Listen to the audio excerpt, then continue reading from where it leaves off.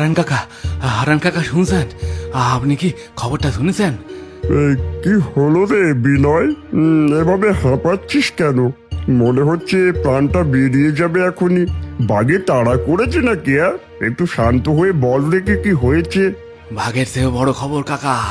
বাঘ তাড়া করলি তো শুধু আমি দৌড়াতাম, কিন্তু এই খবরে তো পুরো গ্রাম দৌড়াবে। নদীর ধারে গিয়েছিলাম সকালে, আর সেখানে দেখি লাল পতাকা উঠছে কাকা, লাল পতাকা। লাল পতাকা নদীর ধারে? তুই ঠিক দেখেছিস তো বিনয়? ভুল দেখিসনি তো? লাল পতাকা মানে তো... হ্যাঁ কাকা, হ্যাঁ ঠিক তাই। আমি 10 বার দেখেছি নিজের চোখে। এবার ধাঁধার লড়াই হবে বৈশাখের প্রথম দিনে, পয়লা বৈশাখে। সেই ঐতিহ্যবাহী লড়াই কাকা, দুই গ্রামের ধাঁধার লড়াই। বিনয় ঠিকই বলছে কাকা, আমি নিজেও সকালে দেখেছি পতাকাটা এই নদীর ঠিক মাঝখানে সরে, সেই পুরনো জায়গায়। আর শুধু পতাকা না কাকা, আমি দেখলাম পশ্চিম গ্রামের ছেলেরাই পুঁতেছে পতাকাটা। তাদের মুখে এমন একটা হাসি ছিল, এমন একটা আত্মবিশ্বাসের হাসি, যেন ওরা এবার জিতে যাবে, যেন ব্যাপারটা আগে থেকেই ঠিক হয়ে গিয়েছে। বুঝেছি। গত 3 বছর ধরে আমরা জিতে আসছি। একবার দুইবার নয়, পরপর 3 বার। ওদের গায়ে আগুন জ্বলছে, সেটা স্বাভাবিক। কেউ পরপর 3 বার হারলে তার ভেতরে একটা জেদ তৈরি হয়। এবার নিশ্চয়ই জোর প্রস্তুতি নেবে, ভালো করেই নেবে। আমাদেরও সাবধানে থাকতে হবে। কাকা, সেটাই তো আসল কথা। শুধু প্রস্তুতি না, আমি আরো একটা খবর পেয়েছি। আজ সকালে পশ্চিম গাঁওয়ের বাজারে মাছ বেচতে গিয়েছিলাম। সেখানে শুনলাম সবার মুখে একটাই নাম।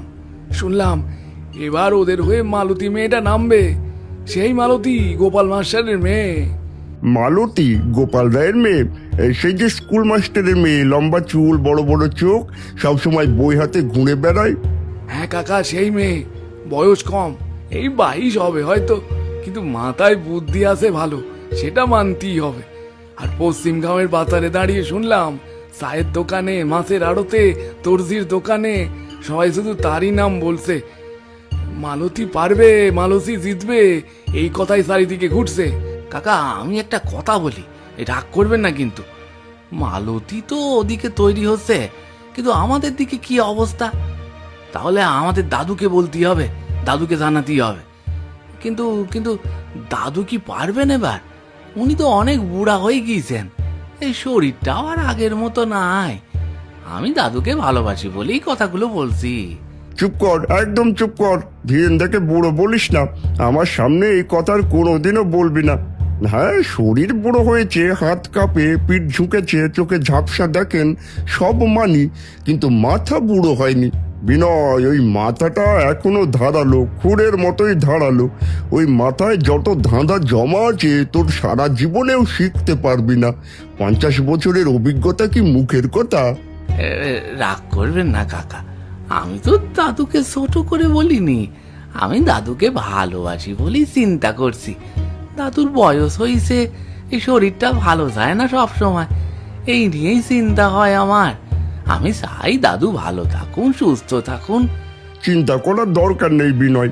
তোর দাদু এমন মানুষ না যে বয়সের কাছে হার মানবেন। ধীরেন্দা সারা জীবন লড়াই করে এসেছেন, ধাঁধার লড়াই, জীবনের লড়াই, কোনোটাতেই হার মানেননি, এবারেও মানবেন না। চল দাদুর কাছে যাই, উনি নিজেই সব ঠিক করবেন। আমাদের শুধু খবরটা দিতে হবে, বাকিটা উনি সামলাবেন।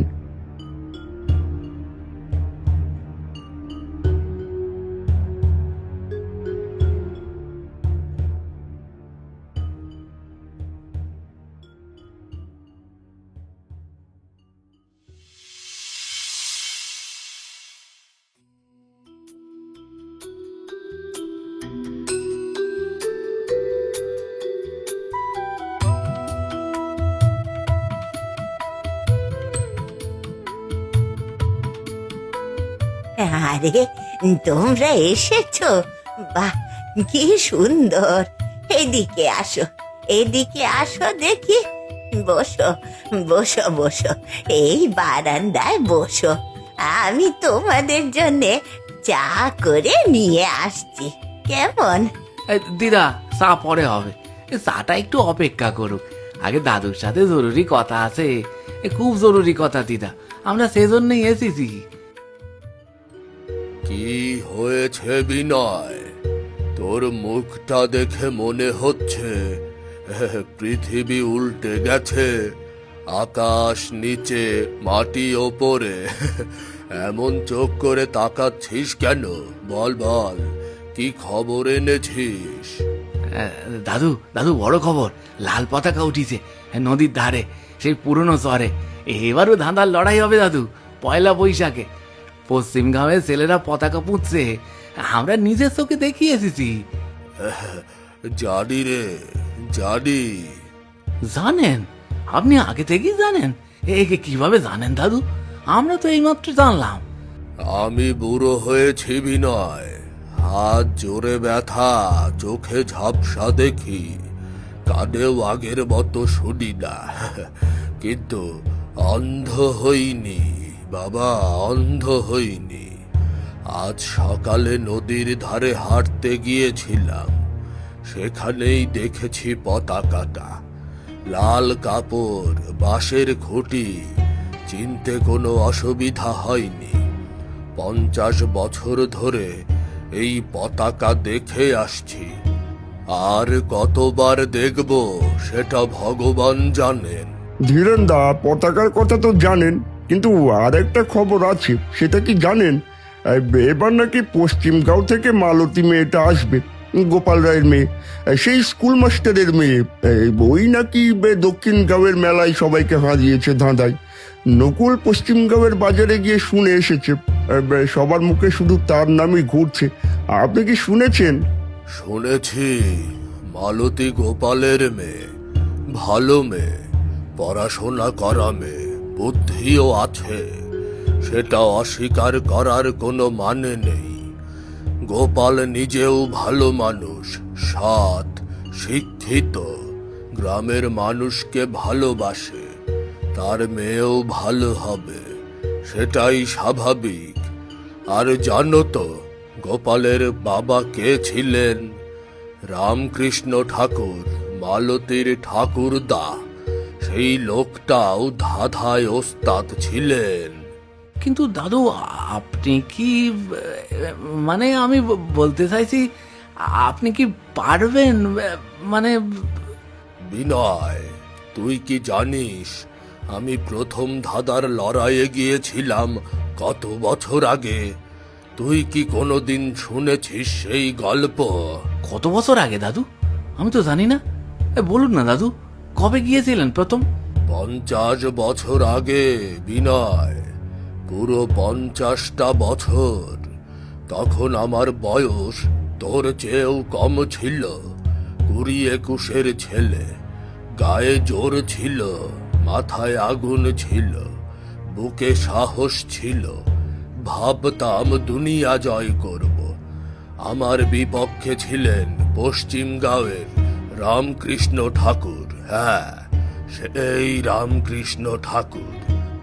মালতীর ঠাকুরদা লম্বা চওড়া মানুষ, ধবধবে সাদা চুলদারি, কিন্তু চোখে এমন একটা চকমক ছিল যেন চোখ দিয়েই তোমার মনের কথা পড়ে ফেলতে পারতেন। সেদিন আমি হেরে গিয়েছিলাম। জানিস কেন হেরে গিয়েছিলাম? কেন দাদু, কেন হেরেছিলেন? আপনি তো এত বুদ্ধিমান, আপনি হারলেন কিভাবে? কারণ আমি ভেবেছিলাম জেতাটাই সব। আমি এতটাই জিততে চেয়েছিলাম, এত তীব্রভাবে, এত মরিয়া হয়ে, যে চাপে আমার মাথা কাজ করেনি। জেতার লোভ আবার চিন্তা শক্তিকে গিলে খেয়ে ফেলেছিল। ধাঁধা শুনছি, কিন্তু মাথায় ঢুকছে না, কারণ মাথায় তখন শুধু একটাই কথা ঘুরপাক খাচ্ছে, জিততে হবে, জিততে হবে, জিততে হবে। আর ঠিক তখনই আমি হেরে গেলাম।